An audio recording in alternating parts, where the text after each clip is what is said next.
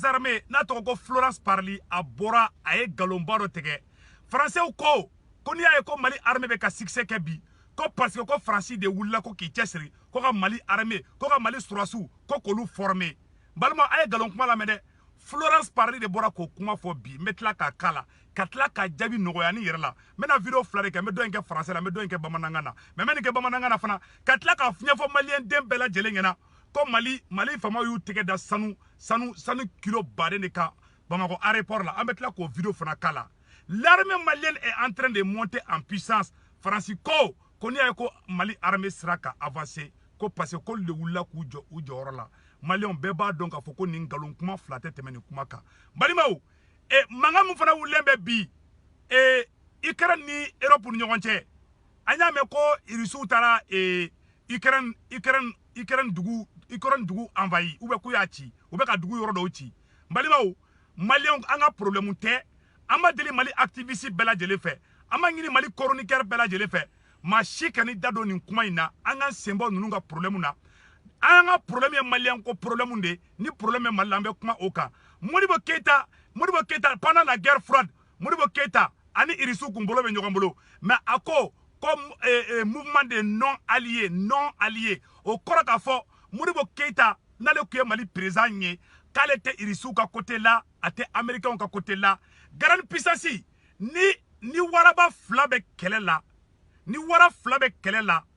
baw kan k'i dogo de surugu kan k'i dogo de ni surugu fila bɛ kɛlɛ la baw kan k'u makun de k'i ta kɛ filɛli ye ni ba kasikan bɔra ka surugu fila to kɛlɛ la dɔrɔn awa ni ba min kɔlɔsi kɛlɛ la b'a laban a bɛ bin ba kan dɛ anw ye ba de américains ni français ni Russiw olu ka kɛlɛ o tɛ an ka problème ye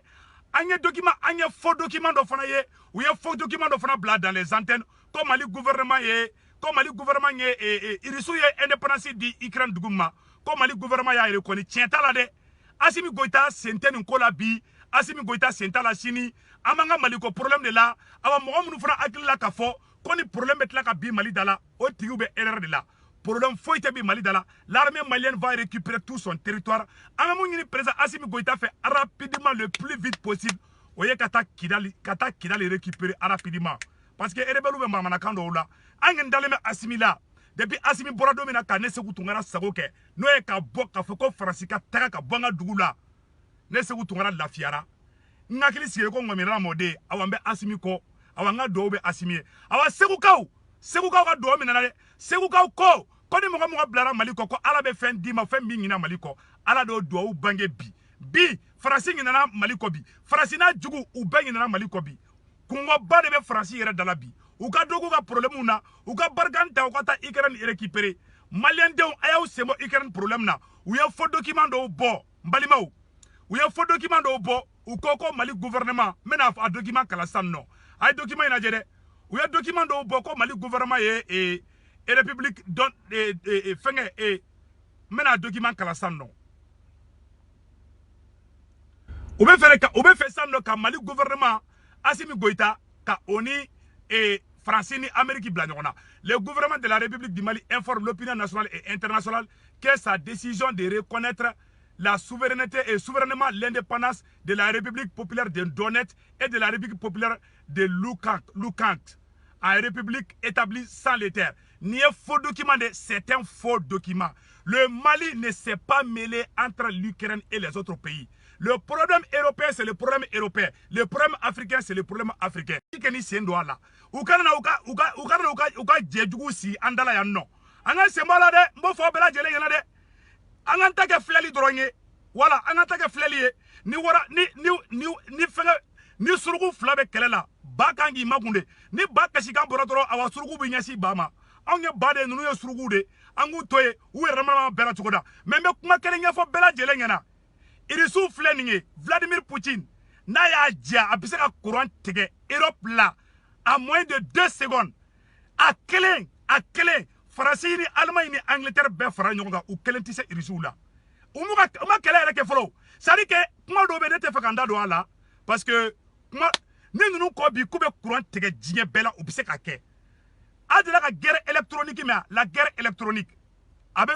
a technologie bɛ jamana fila de bolo a technologie bɛ américain ni Irissou de bolo n'a ye Irissou ja bi n'a ye Russes jaabi u bɛ courant tigɛ diɲɛ bɛɛ la n'a ye Américains jaabi u bɛ courant tigɛ diɲɛ bɛɛ la les deux puissances n'olu bɛ ka ɲɔgɔn bɛlɛn ne dun ɲɛ bɛ ko dɔ natɔla la ninnu tɛ fɔ ɲɔgɔn kɔ u mɛn o mɛn u bɛ se ɲɔgɔn ma donc an k'an ta kɛ filɛli ye an kana sen don a la le problème entre les États-Unis et l'Ukraine ce n'est pas un problème malien le problème malien c'est la libération du Mali nous prions que la paix règne entre les grandes puissances nous prions pour que la paix revienne en Ukraine mais ce n'est pas une affaire malienne. L'affaire malienne, c'est la libération du Mali. 1.2 traits. Maliens, aya aklito o yorola, angana bi pièce kono, angana bi dugu ga fenge kono. Beka to ka position na, mogo shikara bo, kibeta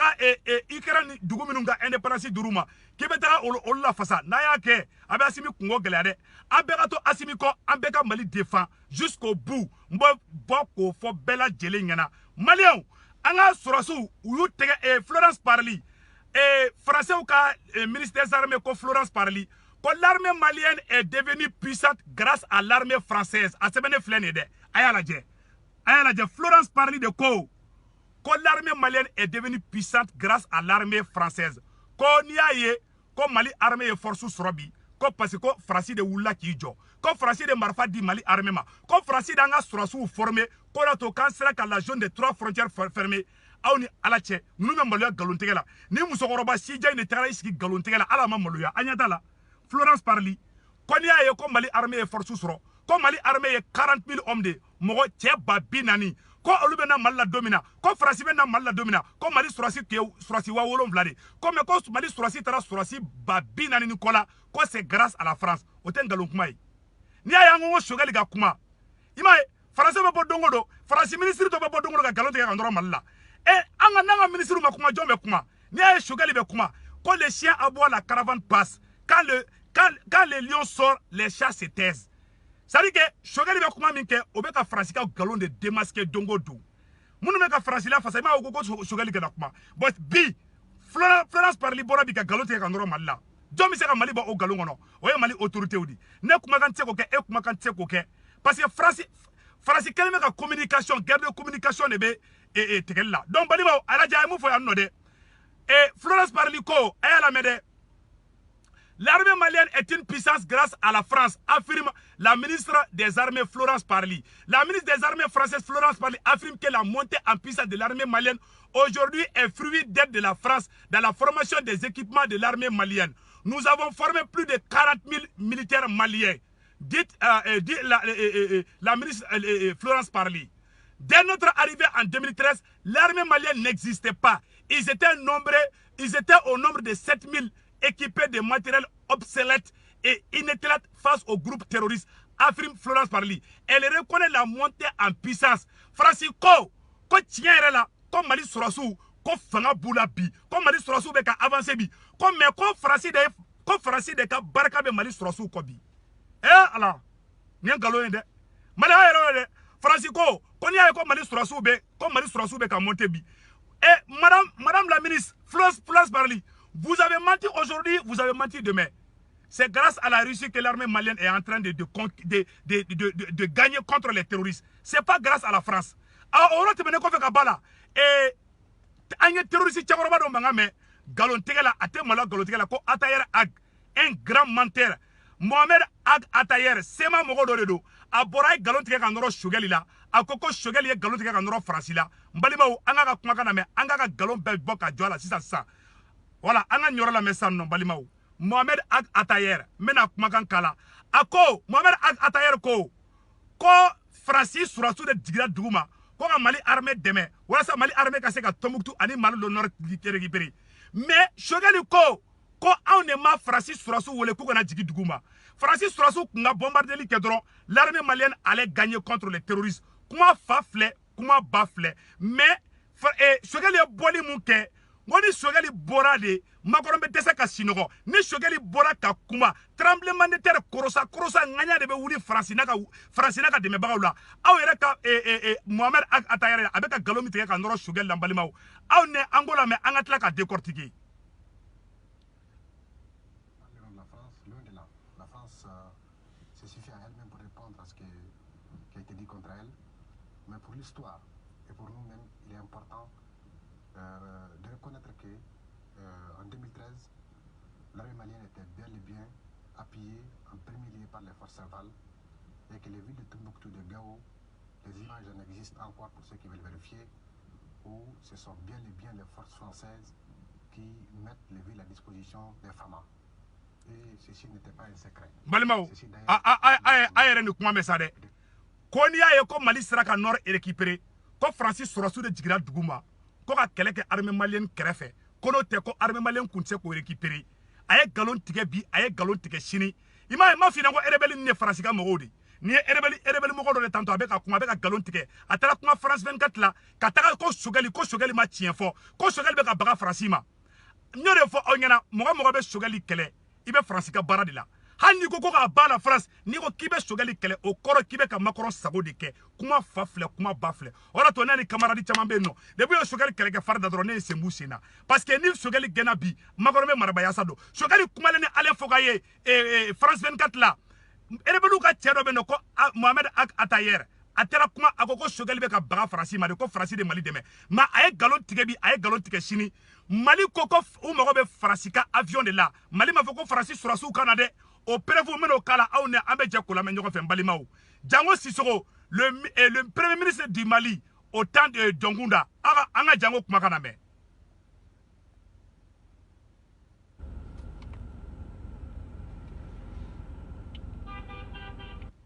Voilà, a y'a kɛ to dɛ. N bɛna yɔrɔ kala sa aw ne an bɛ jɛ ka la mɛ ɲɔgɔn fɛ.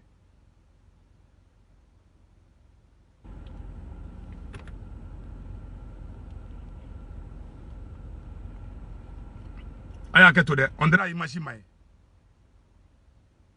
ntara fefe nga image soro voilà donc balimaw a video fleur mena kala quoi a flenga téléphone do ngono Francis anga premier ministre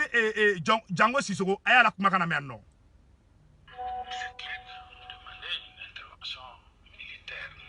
rapide, une intervention aérienne, c'est précisé, une intervention aérienne. Nous n'avions pas besoin d'une intervention au sol. Parce que l'armée malienne était quand même prête à poursuivre les terroristes au sol. Et du coup, notre abri demande un... Voilà un petit vaurien rebelle, Mohamed Atayer. Il sort pour défendre la France. C'est pas la France qui a formé les terroristes MNLA pour conquérir le Mali. France a terroristes de formé. Et Mohamed Atayer ne be malo e kan Mali blade. Ni be France de fait ta France visa ta kata France. Mohamed Atayer est l'ennemi numéro 1 du Mali. Ce petit n'a jamais aimé le Mali. Et de Bobby, qu'elle va faire Francis Sorasu nana. Francis Sorasu nana John demain. Ou mona out de demain. Ou mona out rebelle demain. Kamali chi, Kamali armée chi, Kamali lebu. Mais il est sûr de n'aller Mali et force Sorabi. Malion. Mbora ko oro de fo anyana angan tigeri nyogoma awa Mali Sorasu l'armée malienne est en train de monter en puissance comme Mali Sorasu ou Jara Mali Sorasu ye sanu do minen bi mbalimaw aéroport la ango oro la je ay nyoro la je de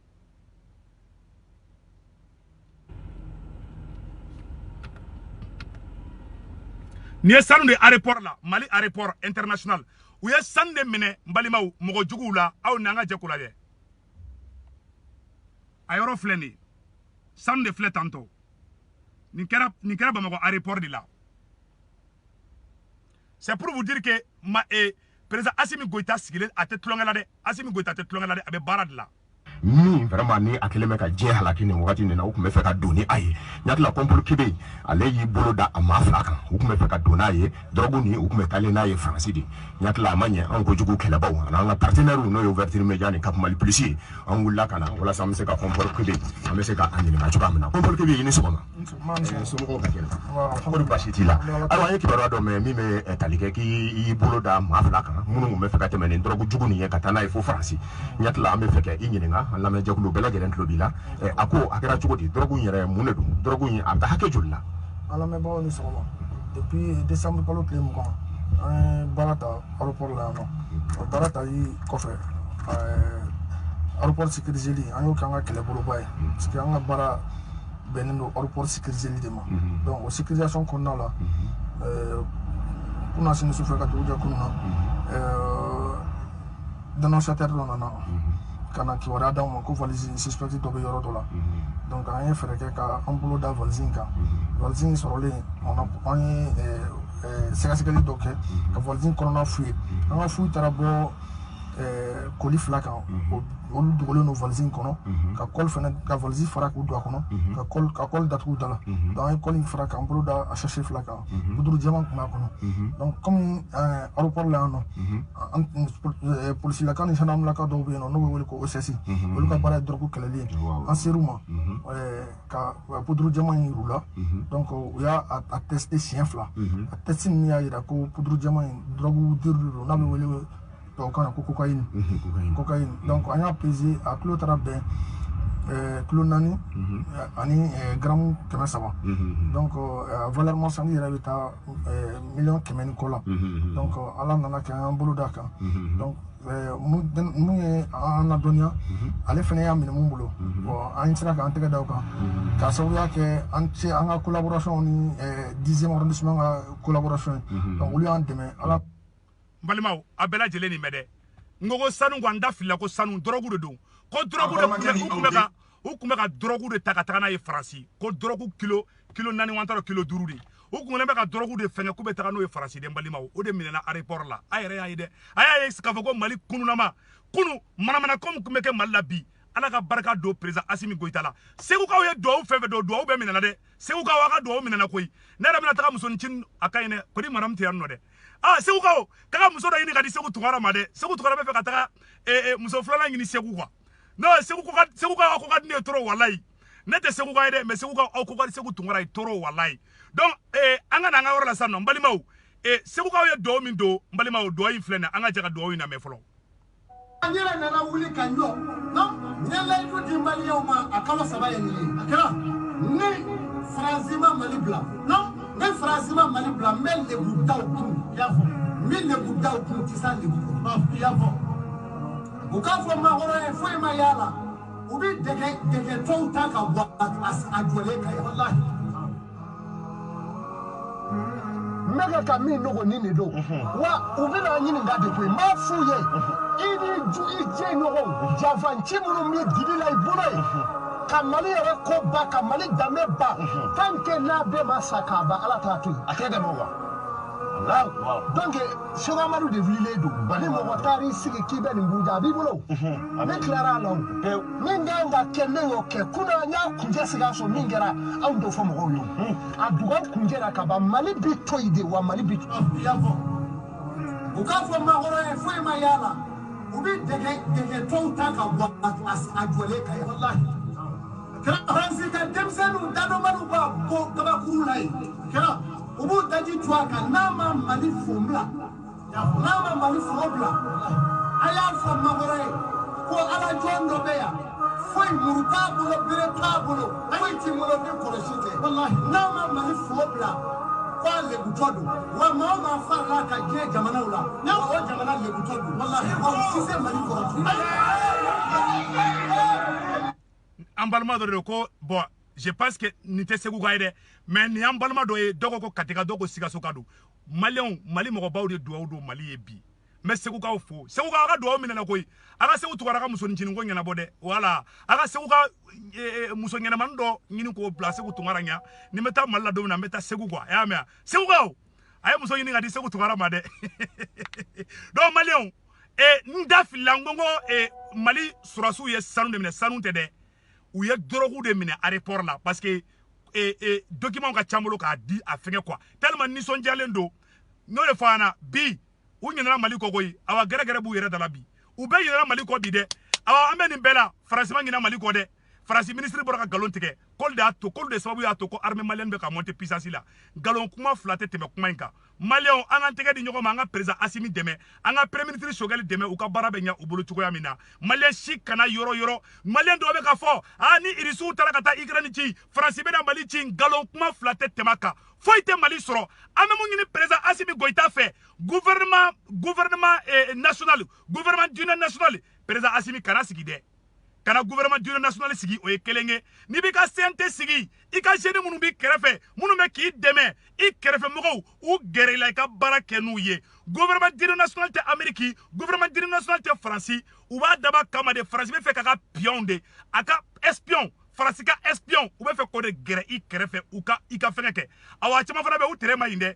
abe ka bara ke sa be ba u fe na mo do gera la mo do tere ma inde u tere be ta yela ula ka mango ya la sa o made ay to na ka bara e sanu ko gouvernement d'union nationale ka do na dro sanu ko tara kasula sanu ko Cheikh Modibo Jara boy do ka na gouvernement d'union nationale be tigere ba fo mais billahi ala bankara jumengi sanu ko kera yeko fly awa cheche ni mali jafa billahi ala asimi ebola seku tungara bola awa shogele ambe bala mali bebala mo mali jafa abe malola bi mo mali jafa abe kera yeko fly bi mo bebi anu daji tu mo ko me bolu no fe me bi halu temeto kare kono wulu be puru de chula tellement asimi goita ye mali sauver bi hali kare kono wulu mana asimi to ko me abe yele di